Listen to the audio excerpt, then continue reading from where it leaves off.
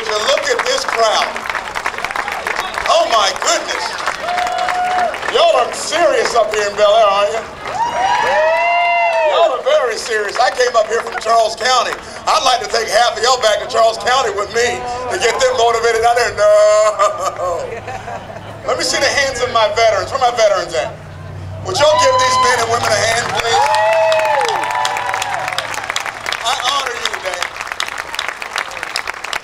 Now let me see the hands of the spouses of those veterans. Now give them a hand for putting up with us. I tell you what, many of you were just as frustrated as I was. I spoke to a dynamic women's group up here in Bel Air, I guess about a month, 2 months ago. What an electric group they were over here at a neighborhood restaurant. Oh, thank you. I guess I'm not loud enough. They say Marines have big mouths. I guess my mouth is not big enough today, but I was speaking to them about just how frustrating it was for me, as well as probably for many of you, on that dreadful night on that Tuesday in November in 2008. Many of you all, if you're anything like me, you came home a little frustrated, down, maybe a bit depressed, a little angry at the same time. My wife and I had spent most of our energies going around the county, doing what we do, working hard after we come home from work, trying to maintain liberty in America, and trying to ensure we had the right president elected in 2008. And unfortunately, things did not go our way. As I walked inside the house, though, I have 4 daughters. My oldest is 15. I have 13, 12, and 11-year-old. Some of you are looking at me like I did something wrong. I didn't do anything wrong. I did a lot of things right. That's why God gave me 4 girls. That's right. I'm proud of that. And my 12-year-old comes up to me, sir, and she grabs me by my waist and pats me on the back, and she says, "Daddy, it's okay." Because my girls are conservative too. I'm raising them right. Absolutely. My daughters have to work for their allowance. They get nothing for free. And if the living room is not vacuumed, they miss their allowance altogether. Sometimes they work and they still don't get an allowance. I say, be innovative, find something else. Get creative, true conservatives. But she pats me on the back and she says, "Daddy, it's okay." And then she looks at me with those beautiful eyes. And she said to me, "Daddy, since Obama won the presidency, can we now move to France?" I looked at my baby with a charming smile on my face and returned and said, "Honey, your dad's a Marine officer and an American, and Americans don't run. We stand. We don't run. We've been here before, and we'll win this thing again." When our founding fathers stepped off the Mayflower and their group stepped off, there was no Hilton where they could rest their head. There was no Bank of America for them to get a loan from. There was no Ficina Development Group to build their home. They had to dig deep, roll their sleeves up, and learn what many Americans forgot. Hard work pays off in the end. They didn't need anyone to do it for them. They knew they had enough within themselves to do it for themselves. And they worked hard, and they realized something. If we sacrifice today for the future of tomorrow, and we roll up our sleeves, and we get some hard work done now, we might not reap the benefits up front, but for the future of this world, we'll grow the greatest nation the world has ever seen on the backs of freedom and innovation and liberty and life. And that's exactly what we did here in this country. Absolutely. We celebrate America today. And not the entitlement mentality that we're faced with seeing. We celebrate true America, true conservatism, true working hard for what you deserve. That's what we celebrate today. Now look at you all. You're standing out here. The breeze is good, but I know some of you are hot. You look cool, but you're warm. And there's so many places you could be on the 4th of July. But I'm going to tell you why you're standing here today and why I'm standing here with you. It's because the silent majority is silent no more. We're going to stand for the United States. Hoorah!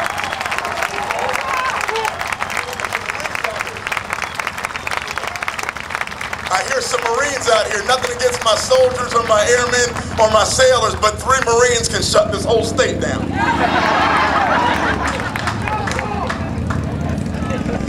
excited about America and what it means. But I also have a charge this morning for you.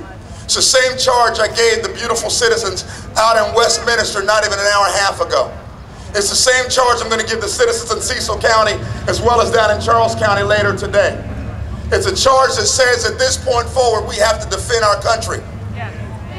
You've heard a lot about the greatest generation. You all know who they are.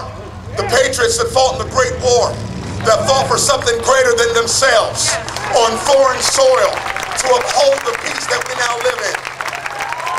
I'm proud of those Americans.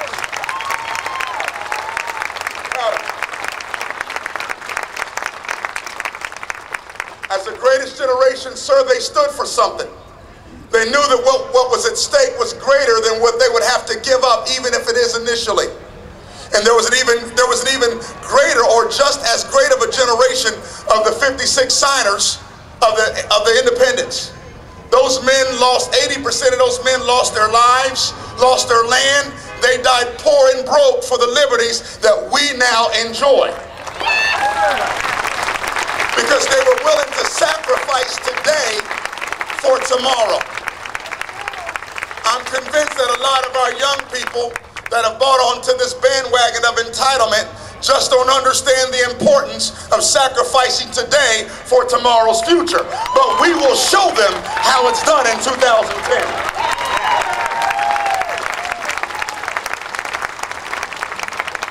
And we won't bail out anyone. I know a lot's been said about the current welfare state, and it's a tragedy that we allow any citizen to take an entitlement without working for it. But it's even worse. It's even worse when you have three businessmen worth over $1 billion fly into our great nation and ask for our tax dollars to bail out their companies, and they're not even willing to put up their own assets to get their companies out of debt. That's welfare too, last I checked.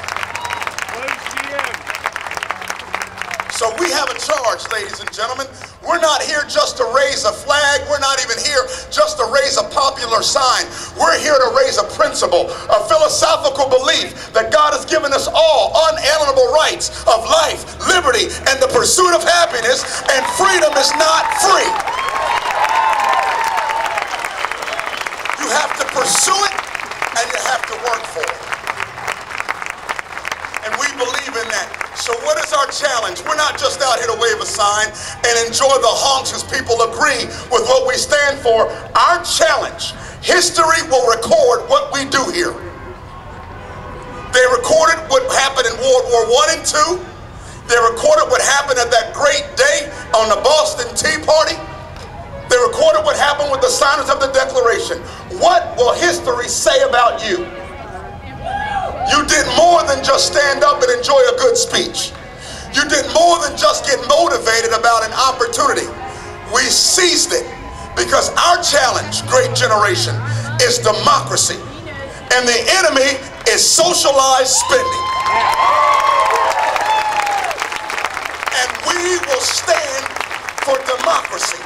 We will stand for America.